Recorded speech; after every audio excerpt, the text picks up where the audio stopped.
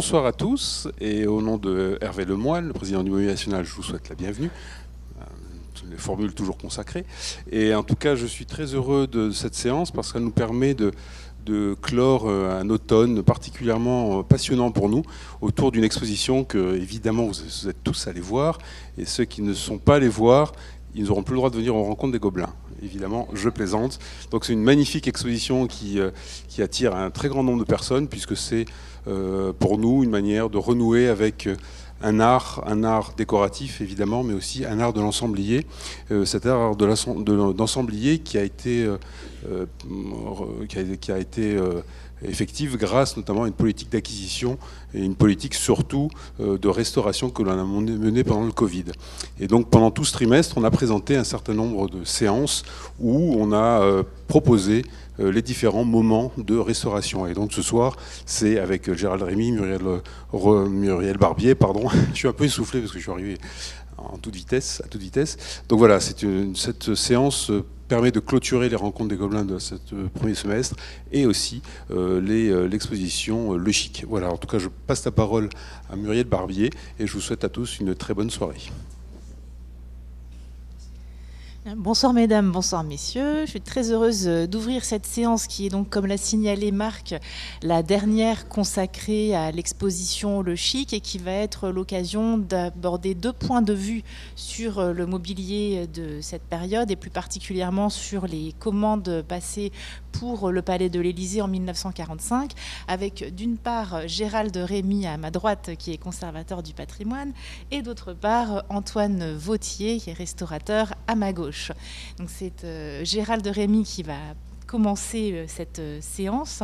Gérald Rémy est conservateur du patrimoine au Mobilier National. Il occupe le poste d'inspecteur des collections, lourde tâche qui implique de gérer un fonds patrimonial et par ailleurs d'inspecter les dépôts dans les lieux de dépôt du Mobilier National et pour le cas de M. Rémy, des services du Premier ministre.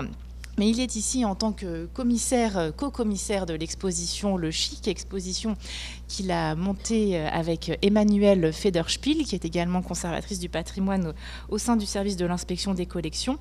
Et Gérald Rémy est un grand spécialiste du mobilier de cette période, des années 1900 à 1960. Il connaît parfaitement le fond du Mobilier National, qui connaît également très bien les collections du CNAP pour y avoir œuvré.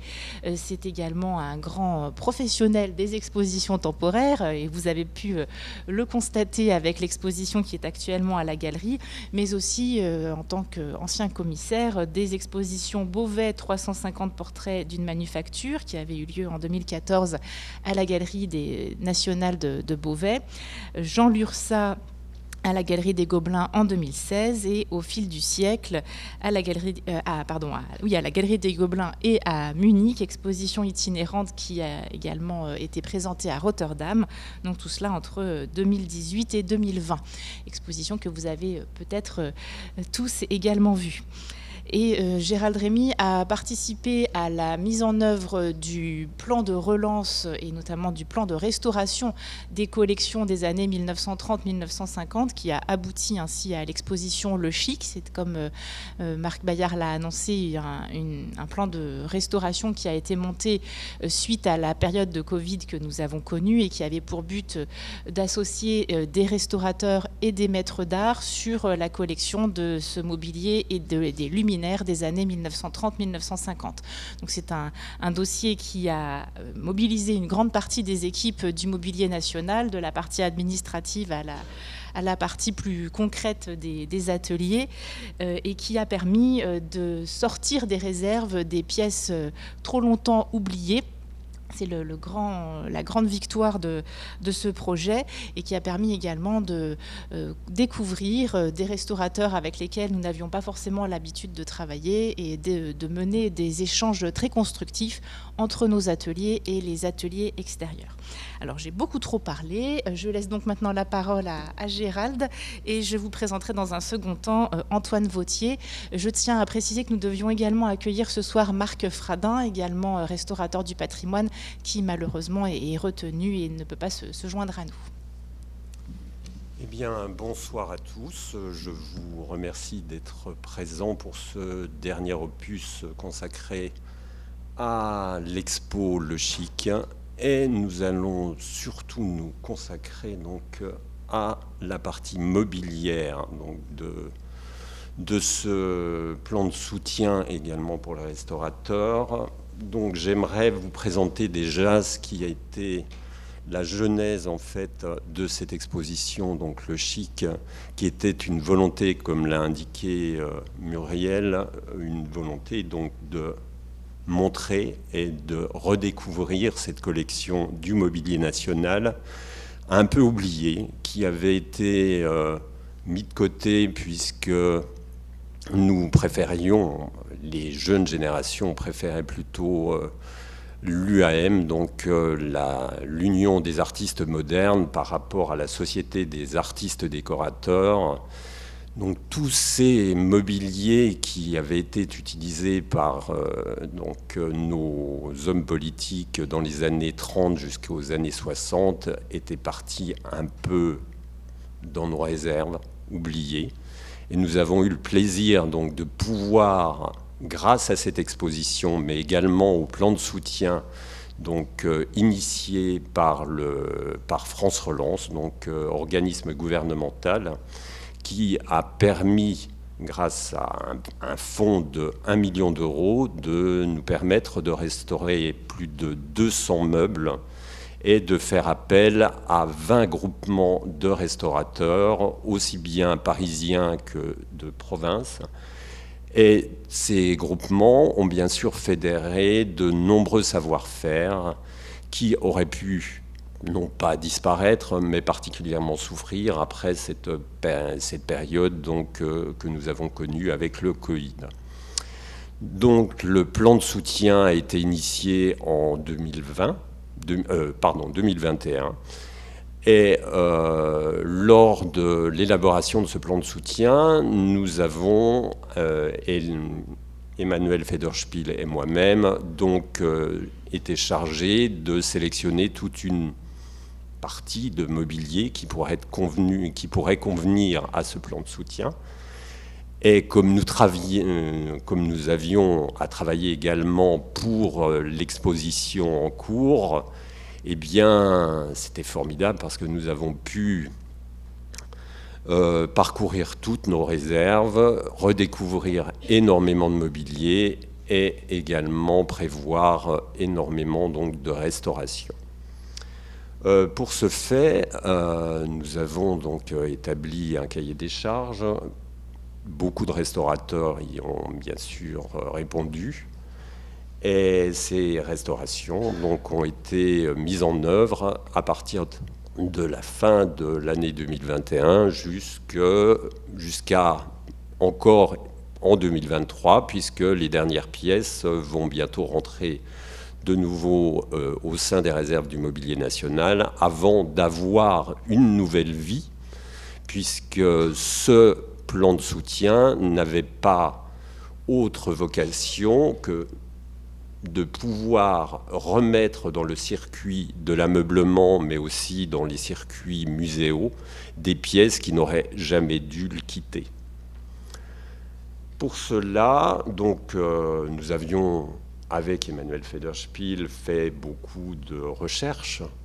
Et lorsque nous avons élaboré cette liste de meubles, nous nous sommes aperçus que beaucoup de ce mobilier avait été déposé ou créé pour le palais de l'Élysée, pour le principal monument donc, de la République. Et ce plan de soutien et donc cette préparation d'expo, mais aussi de plan de restauration, nous a permis de redécouvrir certaines pièces assez exceptionnelles, puisque la première pièce que vous avez devant vous est un buffet de la maison Dominique. Ah, pardon, excusez-moi, c'est moi qui... Voilà. Est un buffet donc, de la maison Dominique qui était donc dans nos réserves et d'une façon totalement anonyme. C'est-à-dire que je vous indique que ce buffet est de la maison Dominique lorsqu'il était sur nos inventaires, il n'avait pas de décorateur attitré. Ce n'est qu'en travaillant un peu sur cette liste que nous nous sommes aperçus par quelques documents, donc soit imprimés ou photographies, que ce bahut avait été présenté lors de l'exposition de 1925 dans le cadre du pavillon de la Société des artistes décorateurs qui s'intitulait « Une ambassade française ».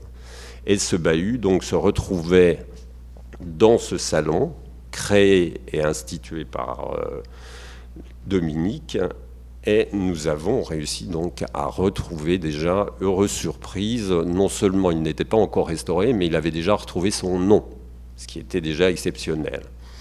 Et ce mobilier donc, est parti chez donc, un restaurateur dans le cadre du plan de soutien et est revenu donc restauré et prêt à être déposé ou remis dans le circuit des expositions. Et pour la période qui nous intéresse énormément, puisque j'ai intitulé donc cette présentation remeubler le Palais de l'Élysée en 1945, il faut faire juste un petit rappel historique. Le Palais de l'Élysée, pendant toute la période de la Seconde Guerre mondiale, va être démeublé, vidé. Toutes les œuvres les plus précieuses vont soit rejoindre nos réserves, soit être mises en sécurité dans la région d'Aubusson. Et lorsque les nouveaux arrivants, suite à la libération de Paris, arrivent donc, dans le palais, il est vide, sauf quelques chambres qui avaient été en fait installées pour un projet assez incongru, puisque le maréchal Pétain avait prévu de venir accueillir le général de Gaulle. Donc le mobilier national avait été prié d'organiser quand même un semblant de vie dans le palais, mais c'est tout ce qui avait été fait. Et c'est bien sûr, cette opération ayant capoté, le palais va rester encore quelque temps vide. Sauf que le vide appelle toujours le plein.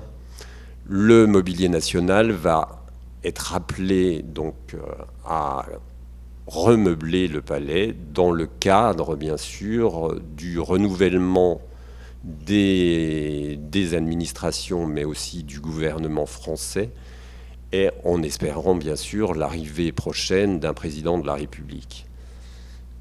Le mobilier national donc, va être en charge de ce projet et il faudra véritablement attendre l'arrivée du premier président de la 4e République, donc Vincent Auriol, pour mettre vraiment les bouchées doubles, pour créer un décor digne de la présidence en 1947. Donc, Vincent Auriol était un homme de goût, esthète, qui avait déjà été bien sûr au pouvoir, puisqu'il avait été ministre des Finances. Le mobilier national avait meublé donc, ses appartements donc, au ministère des Finances. Il a été également président de l'Assemblée constituante en 1947, donc on remeuble son appartement à l'Assemblée nationale, et vous avez devant vous, donc, je ne vais pas vous faire la même chose que tout à l'heure, voilà, une vitrine bibliothèque de René Proux, qui a été commandée donc, pour l'Assemblée nationale par le mobilier national. Et ce qui est vraiment très drôle, c'est que ce mobilier donc, de René Proux a été l'occasion d'une joute épistolaire entre l'administrateur de l'époque qui trouvait que ce mobilier avait du mal à arriver et qu'il ne pouvait pas le proposer, bien sûr, au président de cette assemblée. Et donc je vais vous lire simplement ce petit morceau de lettre qui est assez croustillant. Donc Georges Fontaine, qui était administrateur général du Mobilier National, envoie en 1945 à René Proux: avant toute chose, je vous rappelle que notre commande du mois de mai 1944 a été réclamée une première fois le 27 septembre et qu'on nous a promis la livraison en décembre. Une seconde fois réclamée le 23 janvier 1945 et qu'on nous a promis la livraison fin avril. Et qu'enfin, vers la fin du mois, nous avons une nouvelle fois téléphoné à votre ébéniste, M. Decaux, 97 Faubourg Saint-Antoine, qui nous promettait une livraison immédiate.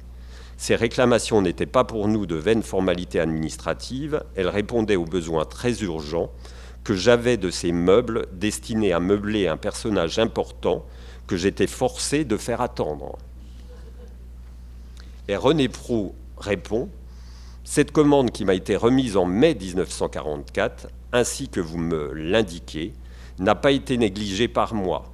Ayant immédiatement passé commande à la maison Decaux, il s'est passé beaucoup d'événements depuis mai 1944. La libération de Paris, entre autres. Et je n'ai pas pu faire une pression raisonnable sur cet ébéniste, sachant dans quelles difficultés il se débat, ainsi que la majorité de ses collègues, pour arriver à réaliser quoi que ce soit dans un délai normal. Et malgré tout, donc, ce mobilier, bien sûr, va tout de même être livré à l'Assemblée nationale. Vincent Auriol n'aura pas énormément le temps de s'en servir, puisqu'il va être nommé président de la République au mois de janvier 1947. Il rejoint l'Élysée et avec son épouse, il décide en fait de moderniser les aménagements du palais. Il va faire appel à énormément de décorateurs, des décorateurs comme Arbus, Leleu, qui vont également travailler donc dans ce palais. Et il initie dès 1947 toute une série de commandes de tables basses par Poyra pour remeubler les salons historiques du rez-de-chaussée, car le mobilier vraiment d'étiquette qui était resté un mobilier d'époque Second Empire ou Empire ne correspondait plus vraiment à ce qu'on attendait de la vie politique actuelle, c'est-à-dire beaucoup plus de convivialité, moins de solennité.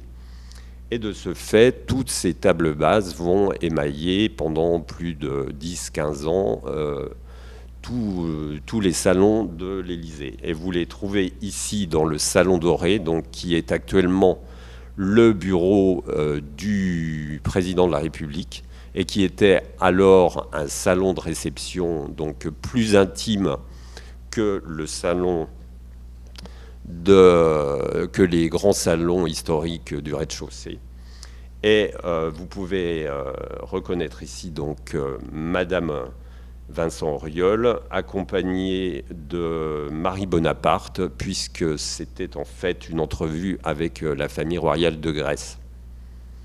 Et cette table que vous avez au premier plan, eh bien, nous la retrouvons ici, puisqu'elle a fait partie également du plan de soutien, qu'elle a été restaurée par des restaurateurs dans ce cadre donc, vraiment particulier, et que vous pouvez l'admirer actuellement donc, dans l'exposition Le Chic, puisqu'elle est présentée au premier étage. Dans cette... Pour beaucoup de personnes, le palais de l'Élysée est toujours le palais d'un couple présidentiel. La seule chose, c'est que dans ces années, fin des années 40, jusque dans les années 60, l'Élysée, ce n'est pas la résidence que d'une famille. Vous avez également les familles de plusieurs hauts fonctionnaires qui sont également logés à l'Élysée. Et ces familles donc, doivent être meublées par le Mobilier National, et le Mobilier National va créer de nouveau des commandes pour ces hauts fonctionnaires. Et pour cela, vous avez donc toute une série de meubles qui sont envoyés dans ces appartements, comme ici pour l'appartement du secrétaire général militaire. Des pièces ont été donc confectionnées, surtout pour les salles à manger, les salons et les cabinets de travail. Ici, une salle à manger de Bénédicte. Vous pouvez voir que la majeure partie des meubles sont vraiment des meubles contemporains, puisque vous avez ce mélange entre le bois et le bronze. Pour les salons, bien sûr, des meubles encore d'esprit 1940, avec tout son piétement, mais recouverts, bien sûr, de tapisseries d'Aubusson, et le cabinet de travail par Albert Guénaud, donc qui lui reprend toute une thématique beaucoup plus classique. Un autre appartement du secrétaire général civil, puisque le président de la République avait deux maisons, une maison civile, une maison militaire. Pour le général Paul Grossin, non, excusez-moi, parce que là c'est le général civil, donc c'est pas bon. C'était le précédent, excusez-moi. Pour le secrétariat général civil, va être en fait installée une salle à manger de Maurice Pré, qui annonce totalement les années 50. Là, et vous, avec ce bahut entièrement recouvert de laque verte, et avec cette console également, donc vous avez tout ce mobilier particulièrement intéressant, et nous l'avions sélectionné également pour le plan de soutien, et il est en train de finir d'être restauré. Donc j'aurais aimé que le restaurateur puisse vous en parler, mais hélas, il n'a pas pu venir ce soir. Et j'en suis vraiment marri, mais c'est ainsi. La salle à manger donc, était contiguë avec un salon donc, de Paul Fréchet. Un ensemble de mobilier également qui ont été restaurés dans le cadre du plan de soutien. Et pour finir, le cabinet de travail associé à cet appartement, un mobilier donc de bureau de Lucien Rollin, qui était composé d'un bureau, d'une bibliothèque, d'une table console et de plusieurs sièges qui ont été déposés et qui ont également fait partie du plan de soutien et dont on va pouvoir écouter donc notre interlocuteur qui est particulièrement intéressé puisque c'est le restaurateur qui s'est occupé de ces deux pièces pour le bureau et la console. Merci beaucoup. Donc, je vous présente maintenant Antoine Vautier, qui a été formé auprès des Compagnons du Devoir du Tour de France et au Greta des Arts appliqués de l'école Boulle, en restauration et conservation de mobilier ancien. Antoine Vautier a débuté sa carrière au Carré Rive Gauche à Paris, dans un atelier spécialisé dans la restauration de mobilier d'art. Et en 2008, après 15 ans de formation et l'obtention du label de maître artisan d'art, l'atelier d'Antoine Vautier a ouvert ses portes au cœur de Nantes, où il œuvre avec la même passion, qu'il s'agisse de clients privés ou d'administration publique. Donc je lui laisse maintenant la parole pour nous présenter le travail qu'il a pu faire sur les meubles de ce plan de soutien. Merci. Bonjour à toutes et à tous. Je souhaitais tout d'abord donc remercier Madame Barbier pour sa présentation. Monsieur Rémy, conservateur du patrimoine et inspecteur au Mobilier National, le Mobilier National ainsi que l'équipe des Rencontres des Gobelins, grâce à qui je peux aujourd'hui venir vous présenter le travail de restauration-conservation réalisé sur 3 meubles qui m'ont été confiés lors du plan de soutien au métier d'art organisé en 2021 par le Mobilier National. Donc j'ai pu découvrir ces 3 meubles lors d'une visite organisée dans les réserves. Je dois dire qu'ils ont tout de suite suscité chez moi un choix assez évident. Je leur trouvais une ligne élégante, mais leur état de conservation générale était extrêmement endommagé. Et l'on pouvait, du moins pour l'un d'entre eux, se poser de sérieuses questions quant à une possible réintégration ou pour une utilisation courante dans une administration ou autre. Ces restaurations devenaient à mes yeux un défi, celui de leur restituer leur fonctionnalité,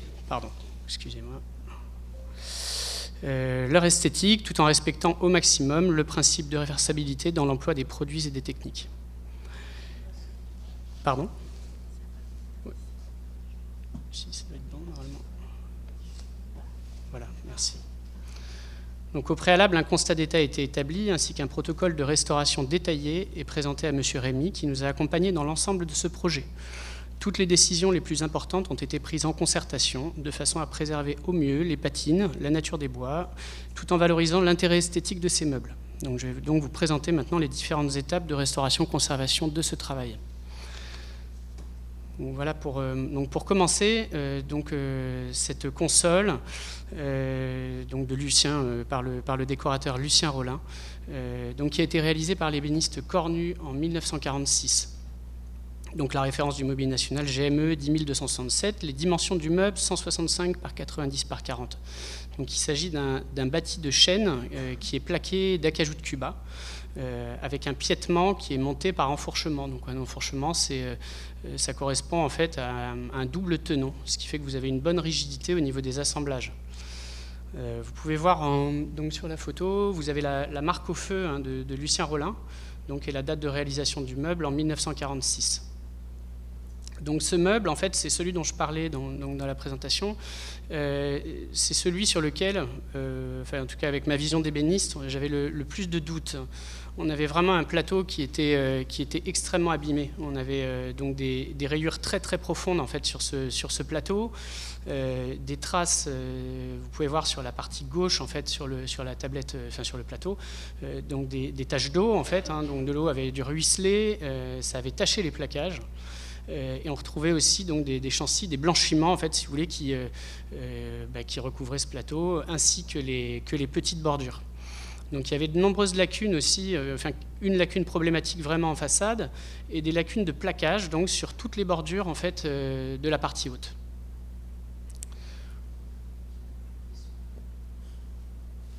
Voilà. Donc ici vous pouvez voir une vue de détail donc de tous ces blanchiments en fait du vernis. Et on peut voir aussi sur la photo de droite donc, la fameuse lacune de plaquage qui était vraiment problématique parce qu'on était en pleine façade du meuble. Donc là, il fallait trouver effectivement une solution, à savoir éventuellement soit refaire une pièce sur mesure, mais c'était un peu problématique, ou alors une dépose. Enfin, je vais vous présenter ces choses-là.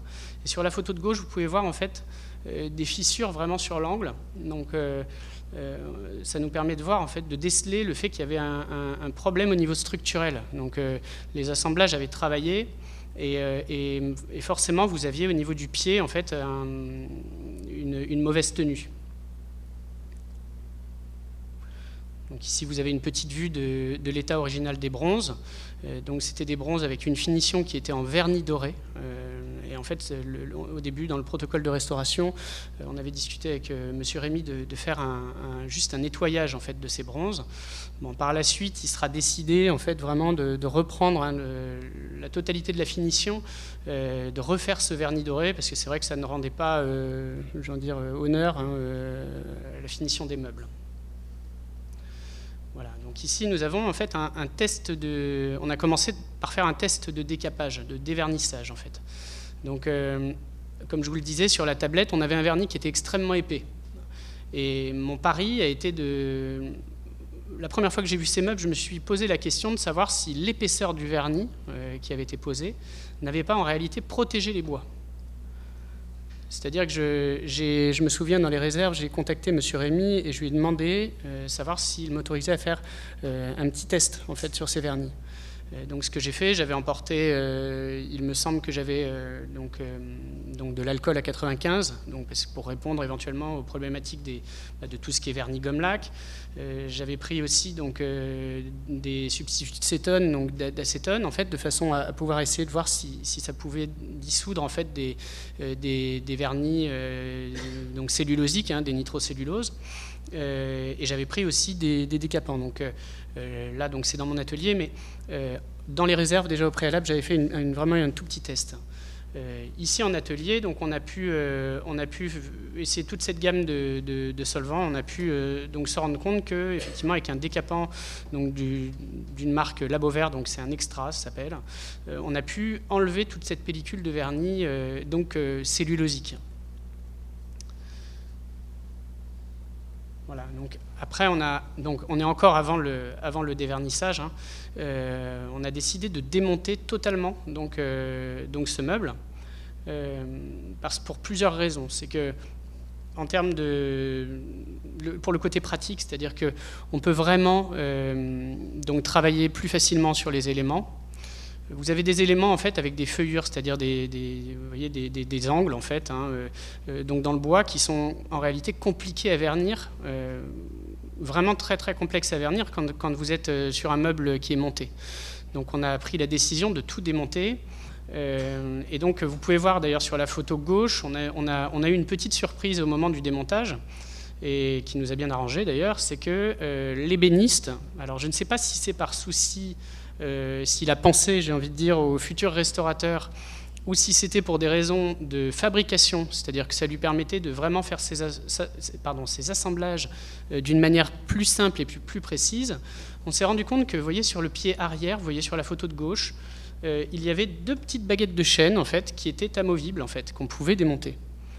Et l'intérêt de ces petites baguettes de chêne, c'est que ça nous donnait en fait une latitude assez importante pour démonter les assemblages. C'est-à-dire qu'on a pu travailler avec un peu de vapeur d'eau. Donc comme la console était collée avec des colles protéiniques, donc des colles animales, en fait, en travaillant avec cette vapeur d'eau, on a pu finalement dissoudre à cœur les assemblages.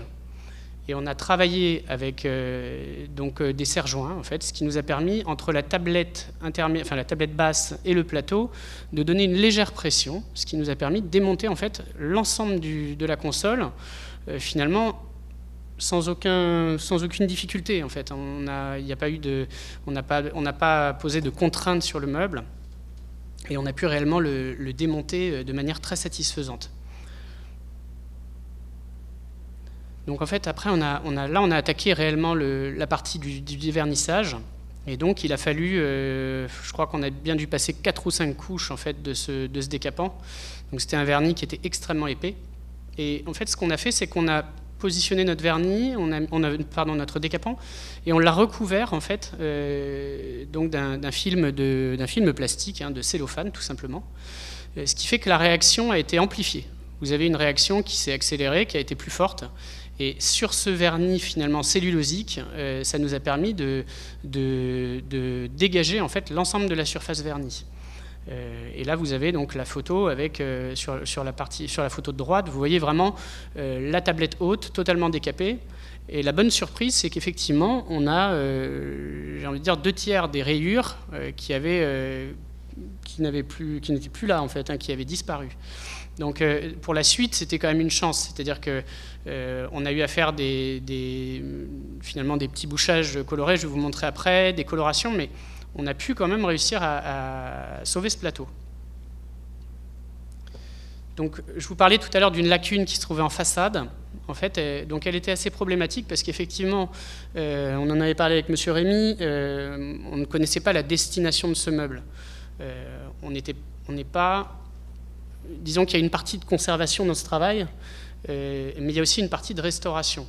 Et je ne savais pas où allait aller le meuble, en fait, savoir si c'était pour une administration, si c'était une attente muséale. En fait, je ne savais pas du tout. Donc, en fait, en discutant avec M. Rémy, c'est vrai qu'on a compris que c'était pour une administration, et l'idée était quand même d'avoir une restauration qui soit la plus discrète possible.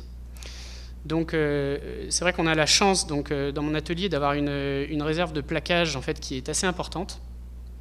Et on a pu retrouver, en fait, un élément de plaquage tout à fait semblable, qui avait le même veinage, la même couleur, le même grain.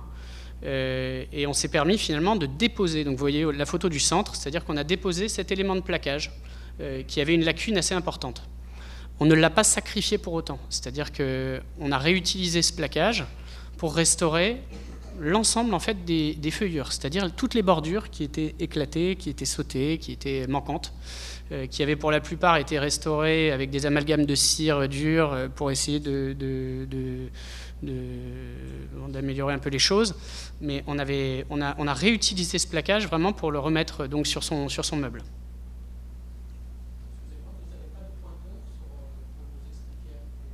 Excusez-moi, je vais revenir. Ah pardon, alors oui, excusez-moi. Vous voyez là le... Parce que moi je ne la vois pas. Voilà, alors, en fait ici, voilà, vous avez la pièce de plaquage donc, qui a été remplacée. Vous avez au centre, en fait, la partie qui a été déposée. Donc vous voyez là, finalement, avec un décapeur thermique, on est toujours sur des cols protéiniques, donc en fait, des cols animales. Donc en fait, on a pu légèrement réchauffer ces cols, et là, on a pu décoller sans mal, en fait, tout ce petit bandeau. Et vous voyez sur la photo de droite, finalement, par exemple, là, vous avez des lacunes qui ont été restaurées, où on a remis, en fait, tous ces petits éléments de plaquage. Voilà. Donc sur le plateau, si vous vous souvenez, en fait, sur la partie gauche, avant-gauche du plateau, vous aviez en fait un endroit où il y avait dû y avoir probablement un pot de fleurs, donc il y a de l'eau qui a dû ruisseler en fait sur ce plateau. Et là aussi, un des solvants malheureusement des cols protéiniques, c'est l'eau en fait. Hein. Donc finalement, ça décolle tous ces plaquages. Donc vous voyez sur l'angle, on voit d'ailleurs toutes ces petites ouvertures là dans le plaquage. Donc là, on savait qu'on avait finalement un décollement qui représentait toute cette partie-là. Voilà. Et sur le plateau, vous voyez photo droite, en fait, là vous aviez un nombre assez important de petits fendillements en fait sur le plaquage. Donc ce qui fait en fait vous avez des manques d'adhérence en fait sur le plaquage. Et alors là où ça se situe, en fait, vous êtes sur une veine. En fait, on ne peut pas vraiment, intégrer des cols ou injecter des cols facilement parce que vous êtes sur des plaquages qui sont quand même relativement cassants, en fait. Donc, la technique qu'on a utilisée, donc c'est une technique en fait de vide d'air, en fait, d'infiltration sous vide d'air. Donc, on a utilisé des cols protéiniques qu'on a additionnés en fait avec c'est des produits qui nous permettent c'est des tensioactifs en fait, c'est vraiment des produits qui nous permettent de véhiculer notre colle, de la fluidifier et surtout de la répandre. Donc on a fait ce mélange et on l'a utilisé en fait dans un châssis donc sous vide où on met un vide d'air, on met des membranes qui nous permettent d'avoir une évaporation de notre colle qui est relativement lente, qui nous permet d'avoir un séchage de qualité, pardon. Et donc on a eu un bon résultat en tout cas pour tous ces recollages. Pour cette partie en fait, alors il s'agit de bouchage, de comblement en fait qu'on a pu faire à l'aide donc pour toutes les petites infractuosités, toutes les petites brèches, toutes les petits vous voyez entre les plaquages en fait, des zones qui au moment de la finition ne peuvent pas forcément être remplies en fait de manière traditionnelle. On est obligé de faire un léger bouchage avant. Donc ce bouchage, en fait, on le réalise donc avec des produits qui sont là pour le coup totalement réversibles, je le précise. Donc on utilise du Tripoli de Venise, qui est une terre, en fait, c'est des terres qui sont très très fines, qui sont souvent utilisées pour des polissages en restauration. Et en fait, c'est des terres qui sont prélevées dans les couches sédimentaires. C'est vraiment des coquillages qui sont très très fins. Et donc on prend cette terre, ça nous sert en fait d'extrait sec, ça va nous permettre d'avoir un mélange qui va être consistant. On utilise ce Tripoli, on va le mélanger à des terres colorées. Donc on prend des terres de couleurs, donc on peut prendre, on a toute une palette de couleurs à notre disposition. Et on le mélange en fait avec du vernis gomme laque. Donc, si vous voulez, ces trois éléments mélangés nous permettent d'avoir une sorte de petite pâte. Mais qui est réversible parce que si on utilise de l'alcool dessus, si on pose de l'alcool à 95 dessus, on va refaire fondre tous nos mélanges. Donc en fait, on n'impacte pas du tout notre surface. Les bouchages que vous avez, en fait, là, ils sont juste posés comme ça, mais on a la possibilité après de les lisser, c'est-à-dire qu'on va pouvoir, vous voyez, avec une petite spatule précisément d'alcool, on va pouvoir réussir à réduire, en fait, vous voyez, les zones de bouchage. C'est-à-dire qu'on va pouvoir les retravailler de façon à avoir exactement, en fait, la petite lacune très très propre, en fait. Enfin, reboucher vraiment proprement. Là, vous avez donc le remplissage des bois. Donc, c'est une technique là aussi traditionnelle. Hein. C'est la base vraiment du vernis tampon. Donc, on utilise en fait de la pierre ponce concassée, très fine, qu'on va utiliser en fait. On va le déposer sur le meuble et on va travailler après avec un tampon. Donc, un tampon, c'est une toile de lin dans lequel on a de la mèche coton, des filaments de mèche de coton. Et finalement, on va travailler sur le meuble avec la ponce. Et finalement, l'abrasion que vous allez créer, c'est une abrasion qui est extrêmement légère. Entre la surface de bois, le tampon et la ponce, vous allez créer une micro-abrasion. Et en fait, vous allez pouvoir finalement créer une sorte de petite pâte qui va remplir tous les pores du bois. Alors, je ne sais pas si je vous explique bien, mais à la fin, vous avez finalement un résultat, c'est un glacis. Donc, c'est une surface qui est totalement lisse, sur laquelle vous n'avez plus aucun pore en fait, visible. Vous avez quelque chose de totalement rempli. Et par la suite, en fait, on passe donc une première passe de vernis. Donc ce vernis, si vous voulez, on va pouvoir le travailler. On a choisi de le travailler avec le meuble démonté. Encore une fois, pour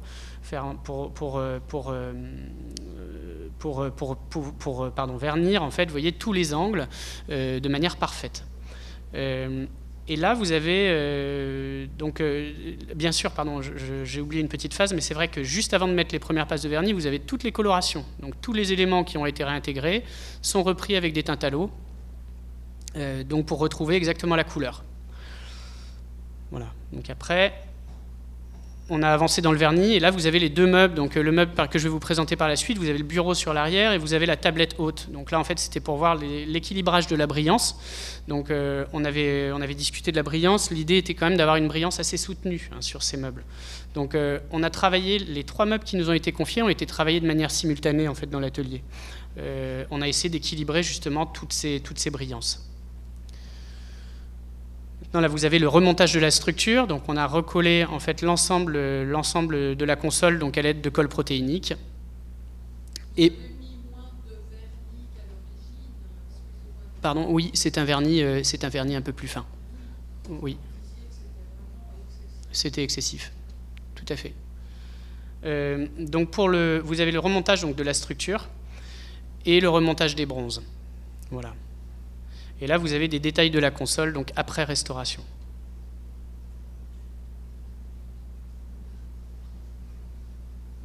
Voilà. Je ne sais plus. Pour être tout à fait honnête, je ne saurais plus vous répondre. Quelques heures. Oui. Donc maintenant, je vais vous présenter le deuxième meuble. Donc là, vous avez donc le bureau donc par l'ensemblier décorateur Lucien Rollin, qui a été réalisé par l'ébéniste Cornu en acajou de Cuba et bronze doré. Donc la référence du mobilier national GME 10265, dimension 190 par 75 par 93 cm. Donc c'est un bâti de chêne plaqué en acajou de Cuba, donc avec un cuir sur son dessus. Voilà. Donc vous avez lors de la visite en fait dans les réserves. Donc voilà l'état du meuble donc lors de la visite. Donc il était moins impacté. Alors je vais vous présenter les phases de restauration. C'est vrai que sur le bureau, comme on est exactement sur les mêmes phases globalement que sur la console, je vais aller un petit peu plus vite. Il y a des choses sur lesquelles je vais moins m'attarder. Les problématiques qu'on avait sur le bureau, la structure était en bon état. Mis à part, en fait, et pour moi c'était un problème de conception, c'est-à-dire que vous aviez vraiment les côtés du meuble qui étaient très très lourds. Et en fait, vous aviez la traverse centrale et le panneau de fond en fait, qui était collé, si vous voulez, dans notre métier, on dirait à plat joint, c'est-à-dire qu'on n'avait pas de zone d'assemblage en fait, il n'y avait pas de liaison, si vous voulez, entre le panneau du dessous et les côtés. Ce qui fait qu'avec le poids de ce meuble, parce qu'il était quand même extrêmement lourd, forcément vous aviez des traverses qui avaient travaillé en fait, donc avec un décollement. Donc là, vous avez deux petites photos, donc je vous montre avec la souris. Donc là, les différents impacts, hein, c'était vraiment ce type d'impact qu'on pouvait avoir sur l'ensemble du meuble. Donc des petites rayures, des petits coups. Et vous aviez sur la photo de droite, en fait, vraiment donc des manques, des lacunes considérables en fait, sur les bordures. Voilà. Le cuir, en fait, lui aussi avait énormément souffert. Donc je ne sais pas ce qui s'est passé, mais j'imagine peut-être des ordinateurs, ou en tout cas qui ont dû être traînés sur la surface. Et j'ai oublié de le dire aussi, mais il y avait beaucoup de taches d'encre, en fait, répandues hein, sur l'ensemble du plateau. Donc là aussi, en fait, on a refait exactement la même chose. C'est-à-dire que là, on a travaillé donc, avec en décapage. Mais alors il a fallu protéger en fait ce cuir. Et pour protéger le cuir, en fait c'est une petite astuce, mais on ne pouvait pas vraiment mettre on va dire de bande adhésive ou ce type de produit, parce qu'en fait vous aviez un cuir qui était extrêmement fragile. C'est-à-dire que la peau n'avait pas été nourrie, je pense, depuis bien longtemps, elle n'avait pas été entretenue. Si bien que j'ai envie de dire qu'au toucher, on pouvait voir sur les bordures la fleur qui avait tendance à se lever. Donc c'était, je ne savais pas, là aussi c'était un pari, on ne savait pas trop si on allait réussir à sauver ce cuir. Et pourtant c'était essentiel parce que son décor et sa couleur étaient, à mon sens, donnaient beaucoup d'élégance, en tout cas à ce bureau. Donc en fait ce qu'on a fait pour le protéger, c'est qu'on a pris de la plastiline. Donc la plastiline, c'est un produit qu'on utilise dans le monde de la sculpture en fait, de façon à faire des moulages. Donc c'est une pâte qui est légèrement grasse, mais pas trop, et puis qui permet effectivement, quand vous voulez refaire par exemple un moule, d'appliquer ce moule sur la sculpture et puis d'enlever, j'ai envie de dire, le moule que vous avez créé, de le déposer et de ne pas avoir d'accroc sur votre sculpture. En fait, c'est vraiment pour ça qu'on utilise la plastiline. Et le fait on a posé finalement, vous voyez, un médium sur le cuir et on a fait une sorte de barrage de plastiline de façon à ne pas l'endommager. On a pu faire notre décapage, notre dévernissage de cette manière-là. Après, pour tout ce qui est atténuation des rayures, les collages de structures, on a travaillé donc là aussi avec de la vapeur d'eau. Donc en fait, dans notre métier, on appelle ça la technique de la pâte mouille. Donc c'est une sorte de chiffon humidifié que vous allez prendre et on utilise finalement des fers chauds. Et la chaleur et l'humidité qui se dégage de tout ça, c'est la photo de gauche, en fait, va vous permettre en fait de faire remonter tous les accrocs, tous les coups que vous pouvez avoir ou toutes les rayures que vous pouvez avoir sur la surface. Donc en fait, là aussi, ça a été une belle surprise. C'est-à-dire que quand vous voyez le cuir, tous les départs de rayures, il faut imaginer que ces rayures, elles se poursuivaient sur le plateau. Donc on a pu quand même faire remonter énormément de ces rayures, et on a maintenant un plateau, je trouve, qui est plutôt en bon état. Sur la photo du centre, là, on a pu voir, c'est un détail, mais c'est les recollages finalement de la structure. Et on a refait des liaisons d'assemblage, en fait, là aussi, en accord avec M. Rémy, de façon à ce que, pour le bureau ne tombe pas, j'ai envie de dire, sur les genoux de la prochaine personne qui l'utilisera. Sur la photo de droite, là aussi, vous pouvez voir donc, toutes les feuillures qui ont été restaurées. Là, vous avez eu des réintégrations de sculptures, donc il manquait aussi donc, des décors de sculpture. Donc photo de gauche, vous voyez ce manque. Photo de droite, on a repris de l'acajou, et puis on a pu resculpter et faire le nécessaire en fait, pour réintégrer totalement la bordure en sculpture. Là, vous avez tous les repérages de soufflure, donc c'est-à-dire les manques d'adhérence du plaquage. Donc on les a tous repérés finalement avec des petits scotch blancs, vous pouvez le voir sur la gauche. Ça nous permettait de ne pas en oublier. Donc on a pu tout recoller. Et sur la photo de droite, vous avez là aussi le même travail, c'est-à-dire de petits bouchages. Voilà, là on passe donc au remplissage et à la coloration. Donc le remplissage traditionnel. Et vous avez sur la photo de droite, en fait, le détail où finalement on reprend les éléments rapportés donc, avec une teinte à l'eau. Voilà. Et donc, on avait déjà avancé dans notre finition, et à partir de ce moment-là, on a commencé à travailler sur le cuir. Donc, on n'a pas tout de suite attaqué le cuir, parce que, si vous voulez, le problème, c'est que la finition du cuir, c'était une finition où on a fait finalement un polyciré pour vraiment l'entretenir. Donc, je ne voulais pas qu'il y ait de problème d'adhérence, c'est-à-dire que je ne voulais pas qu'il y ait un accident de cire qui vienne légèrement manger sur le vernis, parce que en fait, le vernis et la cire, ça ne fait pas forcément bon ménage. Si vous faites un vernis tampon et qu'il y a un tout petit peu de cire, bon, bah, le vernis de tampon n'arrivera pas à bout, on n'arrivera pas à le tendre en fait, d'une manière satisfaisante.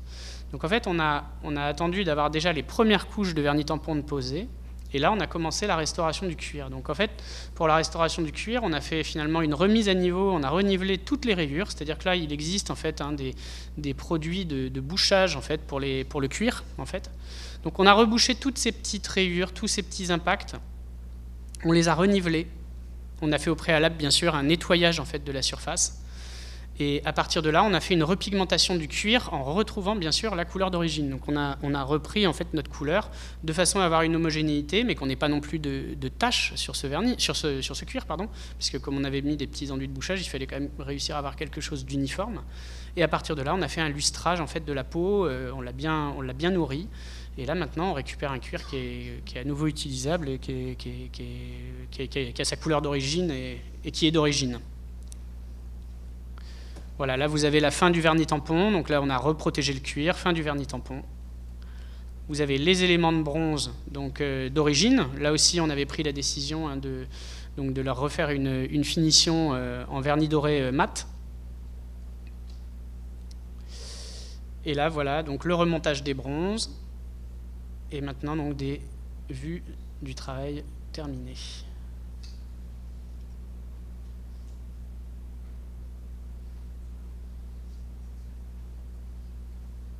Voilà.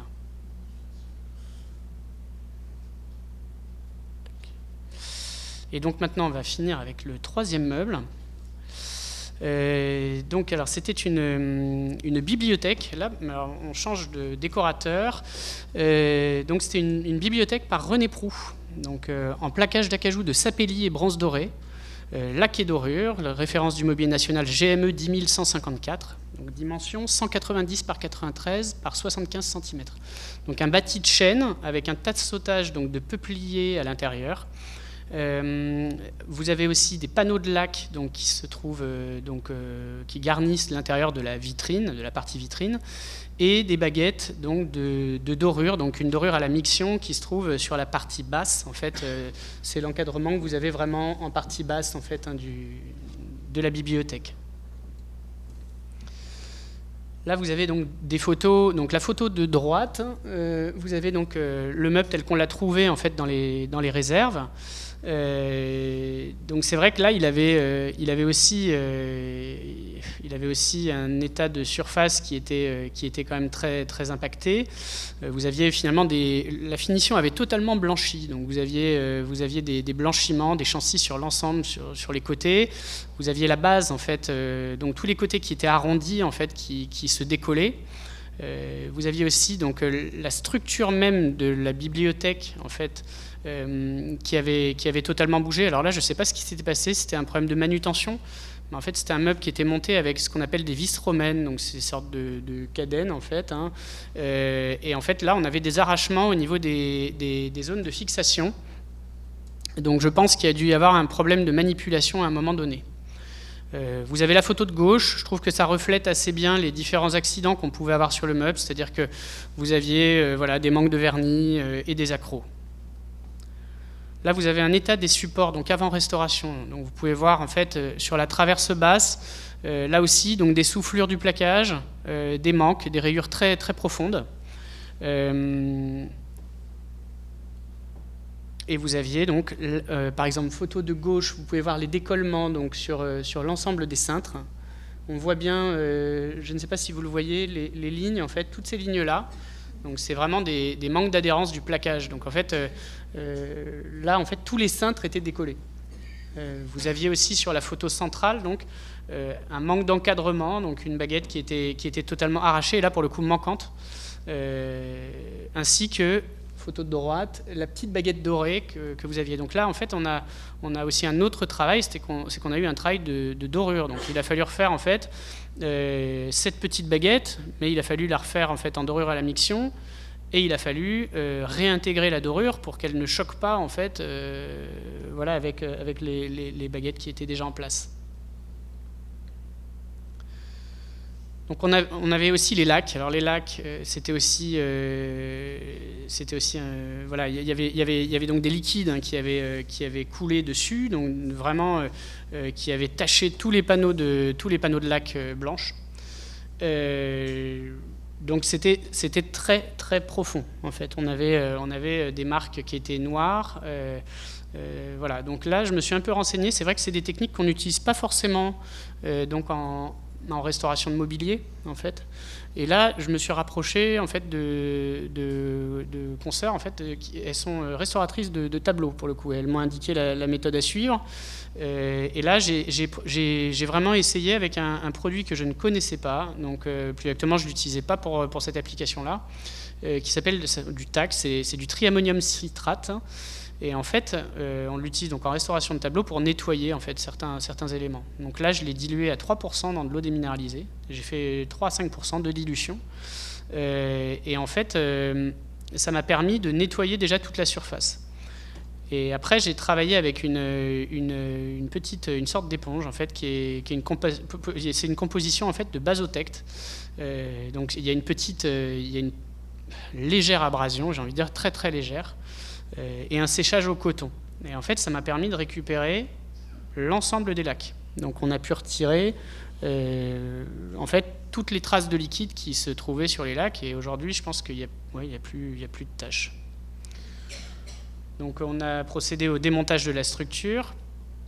Donc là, elles étaient montées avec des vis romaines. Donc vous pouvez voir la structure. Vous avez 2 caissons latéraux, une corniche, une traverse basse, un socle, bien sûr, et après vous avez donc un panneau de fond qui était laqué et qui était embrevé finalement dans les 2 caissons et dans la corniche et dans le socle. Là donc le nettoyage des lacs, vous voyez le résultat donc à gauche, hein, du panneau de fond, plus de traces. Et vous avez donc le décapage donc des portes. Là, ça vous donne une bonne idée, c'est-à-dire que vous avez la porte de gauche après décapage et la porte de droite avant, bien sûr, donc avec le jaunissement, hein, du vernis.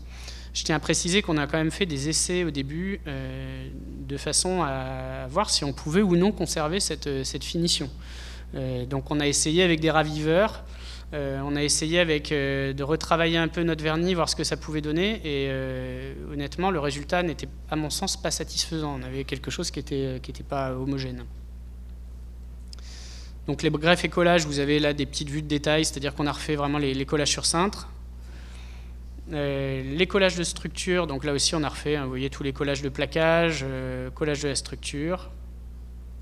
Ici vous avez les confections de baguettes, donc on a refait en fait tous les éléments manquants, que ce soit les baguettes de dorure, les baguettes d'encadrement, qu'on a réintégrées et qu'on a recollées.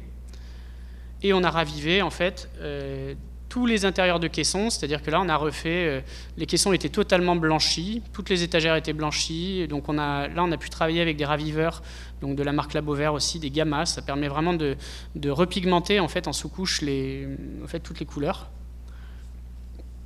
On a pu refaire les taquets d'étagères sur mesure, donc on a refait les lacs. On a rebouché en fait l'ensemble des petites lacunes. Donc là, on a fait un choix aussi, c'est-à-dire que quand vous avez des lacunes qui ne sont pas suffisamment grosses, en fait, la question c'est de savoir, est-ce qu'on remet du plaquage? Est-ce qu'on fait un petit bouchage? Est-ce qu'on colore ce bouchage? Et là, ce qu'on a fait, c'est qu'on a travaillé donc avec, donc c'est une pâte époxyde en fait, de la marque Araldite. Donc c'est HV SV427 la référence, et c'est une pâte qui a pour caractéristique, là pour le coup, normalement d'être réversible. C'est-à-dire que si vous remettez en fait un solvant, un décapant dessus, c'est une pâte qui va légèrement se ramollir. Et après, effectivement, par action mécanique, vous allez pouvoir, j'ai envie de dire, extraire le bouchage que vous avez pu faire. L'intérêt de cette pâte, c'est qu'elle est très stable, elle ne creuse pas. Et là, pour le coup, vous avez une coloration qui va pouvoir se faire dessus, qui est...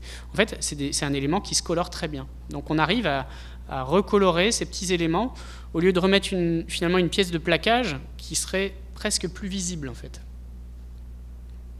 Voilà, donc là, vous avez la partie de finition, hein, le remplissage. Comme sur les 2 meubles précédents, on a exactement les mêmes produits employés. Les colorations, tous les éléments ont été réintégrés en coloration, donc sur des teintes à l'eau. Et là, vous avez donc le vernis tampon. Donc la dernière chose que j'aimerais aborder sur cette restauration, et pas des moindres, en fait, ça a été, à mon sens, la partie la plus difficile de ce travail. ça a été en fait le manque des vitrines. C'est-à-dire qu'il nous manquait en fait les verres. On n'avait plus, les verres étaient manquants. Et vous n'aviez plus en fait on n'avait pas le mode de fonctionnement non plus de ce vitrage. On ne savait pas du tout comment il coulissait. Donc en fait, il a fallu repenser tout le système de coulissage. Donc on avait uniquement un châssis de laiton. Et la question c'était de... Alors on voyait sur la photo d'archive au début, vous m'aviez envoyé cette photo et on avait pu voir qu'il y avait une réserve de 15 mm en fait environ au-dessus de ce petit élément, enfin au-dessus de notre cadre de laiton. Et en fait on en a déduit qu'il y avait forcément, j'ai envie de dire, des chariots, c'est-à-dire des petits chariots dans lesquels venaient se mettre les vitrages et que l'on pouvait emmener de droite ou de gauche en fait assez facilement. Donc en fait il fallait concevoir ces chariots et venir faire finalement une sorte de cerclage autour de notre vitrage en fait pour que ça fonctionne bien. Et la problématique qu'on avait, alors excusez-moi là ce que je vous ai mis sur l'écran, en fait c'est un dessin technique, c'est le dessin technique qu'on a réalisé finalement pour la conception en fait de ces chariots.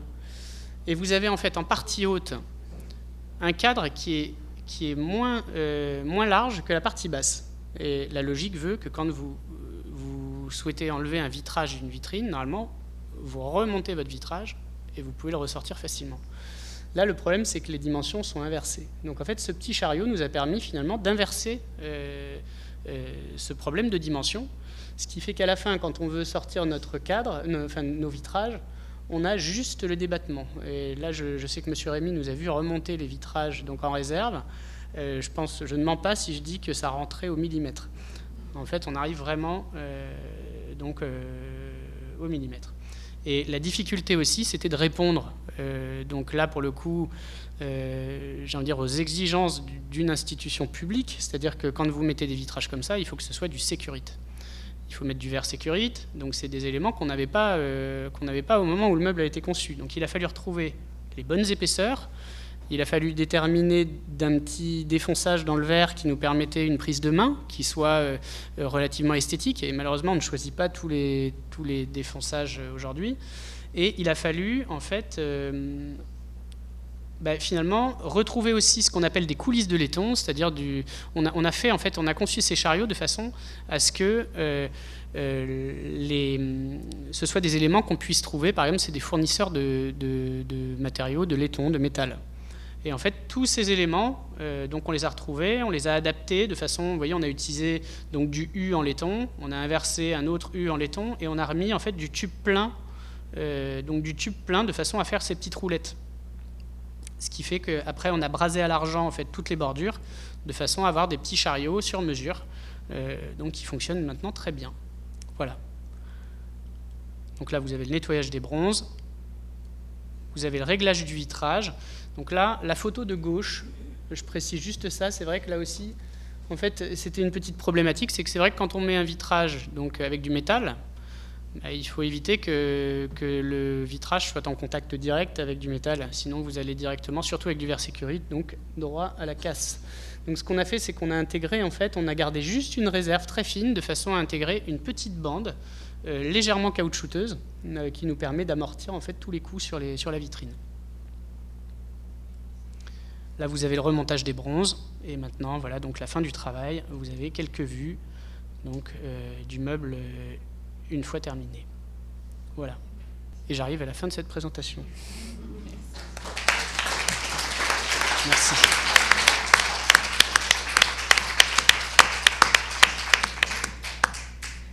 Alors, pour lancer les échanges, moi j'aurais une question à nos deux intervenants, puisque ce mobilier, on le voit, a des formes extrêmement modernes, mais il nous rappelle aussi des savoir-faire qui, eux, ont l'air plus anciens, notamment le plaquage ou le travail des bronzes.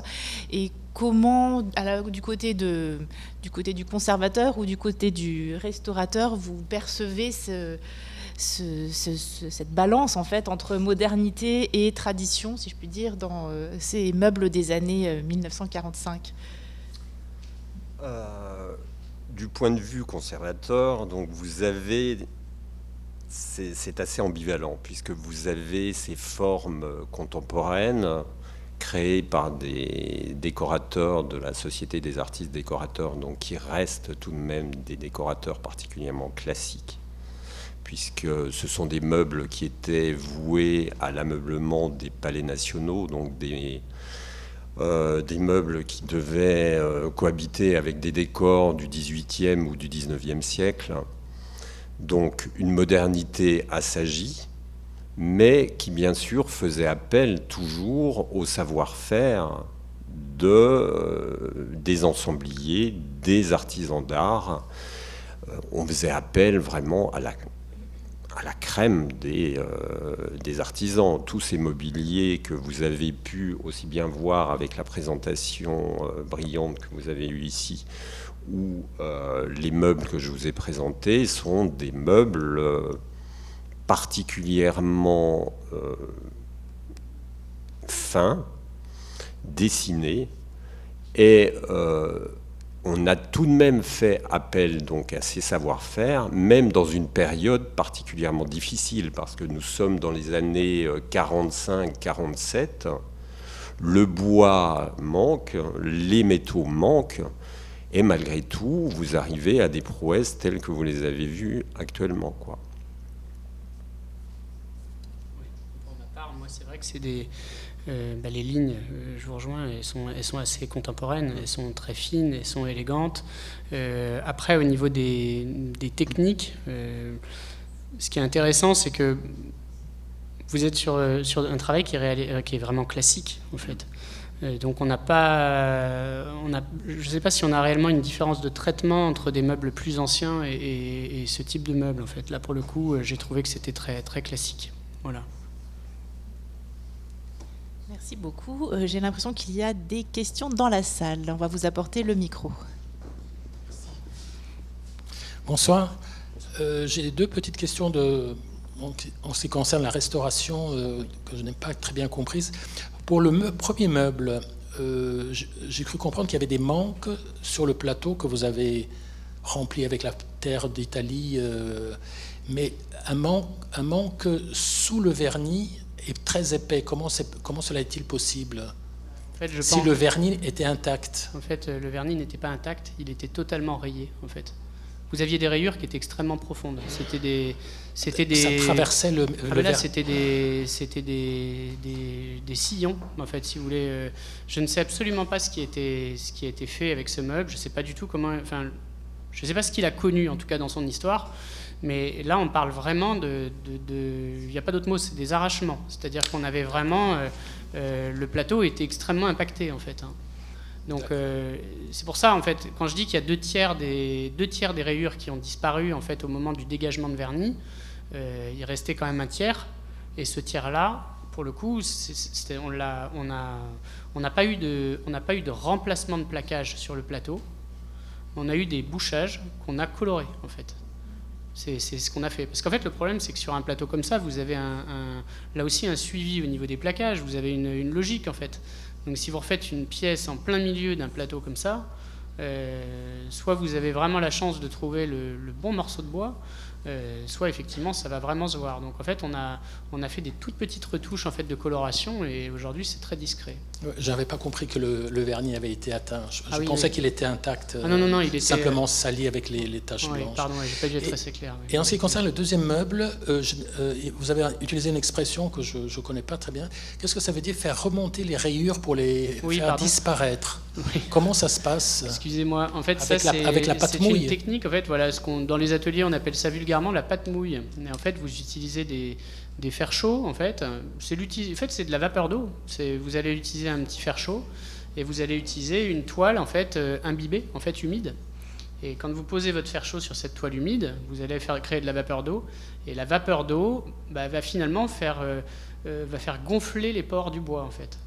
Ce qui fait que quand vous avez une rayure, elle va pouvoir remonter. Alors, en général, plus la rayure est récente, plus vous avez de chances de pouvoir faire ce travail.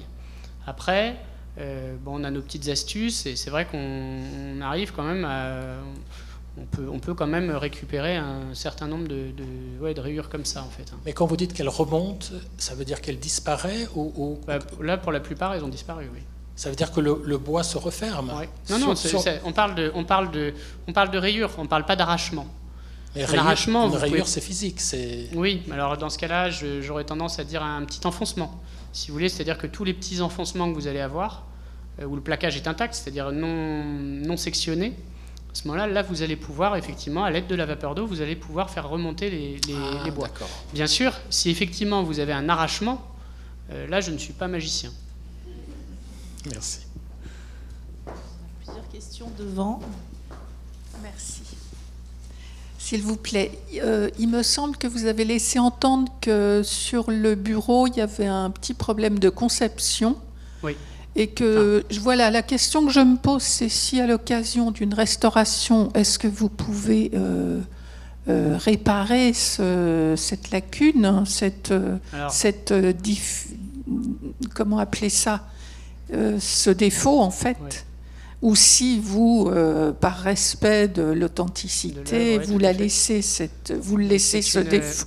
C'est une vraie question que vous soulevez, et on s'est posé d'ailleurs cette question. Ça a été là, pour le coup, alors je n'aurais pas la prétention de dire que c'était une erreur de l'ébéniste qui a créé ce meuble. Voilà, parce que c'est quand même un meuble qui était bien conçu, qui est beau, qui est élégant, et puis au niveau de la conception même du meuble, il est bien fait en fait.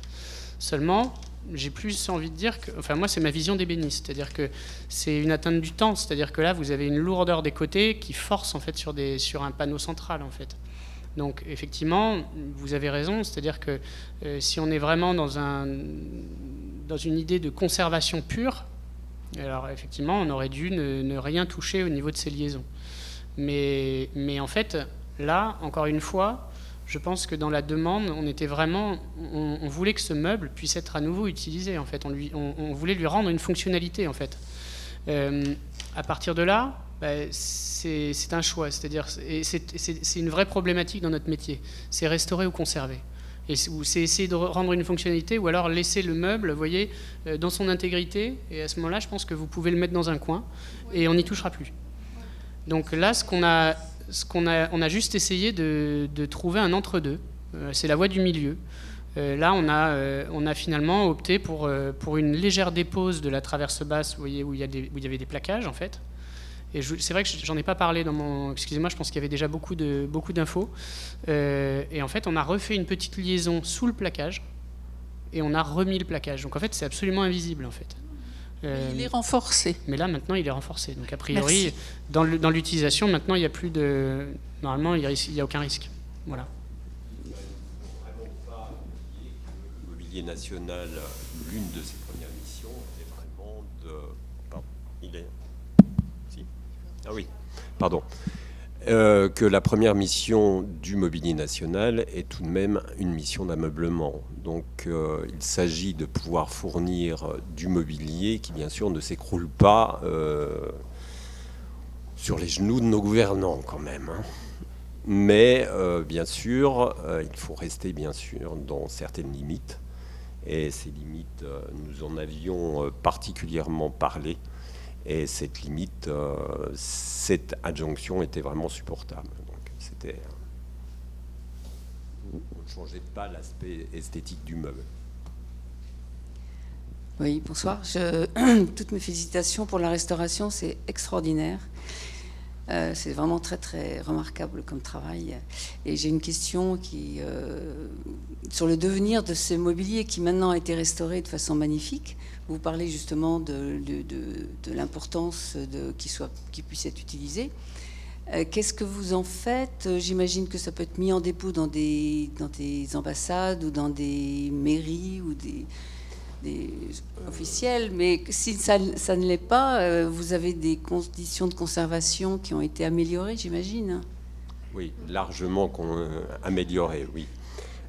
Parce que là, il faut vraiment vous rendre compte que cette partie de nos collections était une collection qui était un peu, non pas en déshérence, mais elle ne servait plus. Donc, qui dit non-utilisation, dit laisser pour compte. Et vous vous rendez bien compte que lorsque vous voyez le résultat de ces restaurations, ce sont quand même des pièces particulièrement précieuses et formidables. Et dans le cadre de ces restaurations, certaines pièces qui ont fait partie du plan de soutien sont déjà de nouveau déposées dans des administrations, enfin dans des ministères surtout, au sein des lieux, enfin au sein des cabinets ministériels. Et comment les personnes vous font des demandes? Vous avez un catalogue de propositions de mobilier, d'aménagement, ou est-ce que c'est vous qui vous déplacez? Comment ça fonctionne? Alors, un catalogue, c'est un bien grand mot.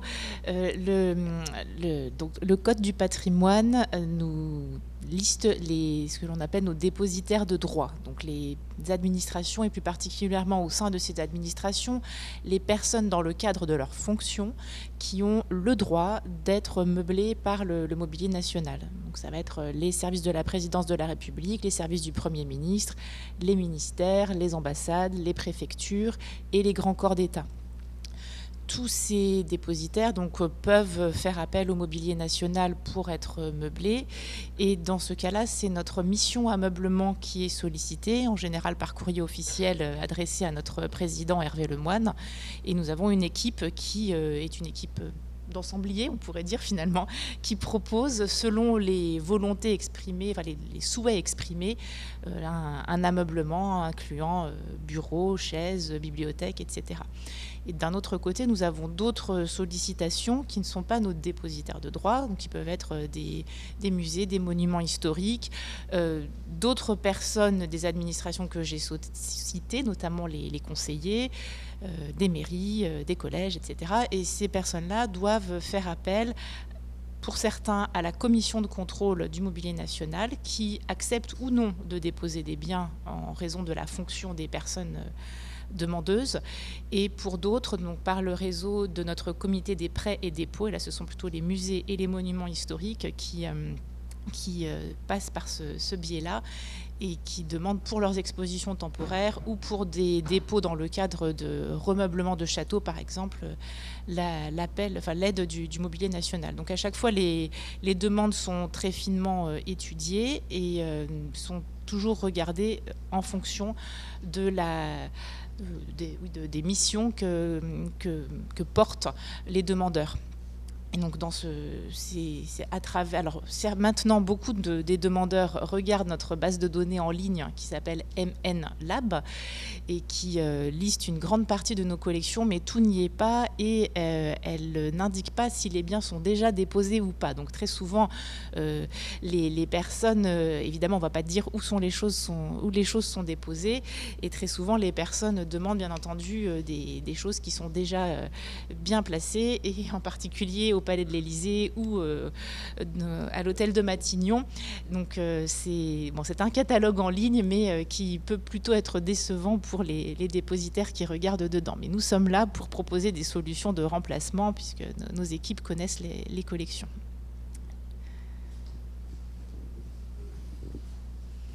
Les meubles que vous avez présentés, donc les dégradations, elles ont été en service pendant combien d'années? Est-ce que vous savez, par les archives, ces dégradations sont le fait d'un usage de combien de temps à peu près? Écoutez, pour certaines, comme l'étape de Poïra que je vous ai montrée lors de mon intervention, certaines sont toujours en usage au ministère de la Culture ou à l'Élysée également. Oui, non, donc là, mais les autres meubles... Non, les trois meubles que l'on a vus, les dégradations que l'on a vues, oui. Elles se sont réalisées en combien de temps? Ils ont été en service jusque dans les années 70. Oui, donc ça fait à peu près une vingtaine d'années, quoi. Donc là, après, ces mobiliers ont été dans nos réserves. Oui, d'accord, merci. Et là, vous avez le vieillissement normal du meuble, plus, parfois des manutentions plus hasardeuses. Je voulais, une question peut-être un peu bébête, mais c'est pas un risque de démonter les meubles parce que le bois travaille. Parce que bon, j'ai vu également l'exposition là très intéressante à la Cité de l'Architecture sur Paris-New York, et ils disent que les ensembliers ont modifié leur façon de travailler parce qu'à l'époque, pour les gens riches qui achetaient le mobilier d'art, que les appartements new-yorkais dans les années 30 étaient très très chauffés, alors que chez nous c'était encore le charbon, etc., et qui modifiaient un petit peu la composition de leurs meubles. Et je voulais savoir si c'était pas un risque de démonter. Le démontage sur un meuble, en fait, c'est toujours un risque. Parce que le bois travaille. C'est toujours un risque. En fait, après, c'est un risque qui est, j'ai envie de dire, maîtrisé, calculé. On se débrouille. Alors, pas forcément pour... si vous voulez, là, le risque était, j'ai envie de dire, quasi nul, parce que vous êtes vraiment sur une tablette assez épaisse, en fait. Avec des pieds, des assemblages là, mais qui étaient très ajustés, donc il y avait peu de risques. En revanche, effectivement, un démontage sur un meuble plus ancien, ou si vous parlez de meubles en plaquage, ou des démontages complets sur des meubles en marqueterie, effectivement, vous avez des vrais risques. Et le travail de l'ébéniste, ça va être justement de minimiser ces risques. C'est-à-dire qu'on est là pour essayer de stabiliser nos bois à chaque étape, pour éviter que les bois ne travaillent de manière excessive ou qu'on ne puisse pas remonter des ensembles, en fait. C'est tout le travail du restaurateur, vraiment. Donc là, je vous ai fait une présentation comme ça, mais c'est vrai qu'en fait, on veille vraiment en atelier à ce que les bois, en fait, restent stables. C'est très important. Ouais. Donc, pour vous répondre, oui, c'est un risque à chaque fois. Un risque calculé.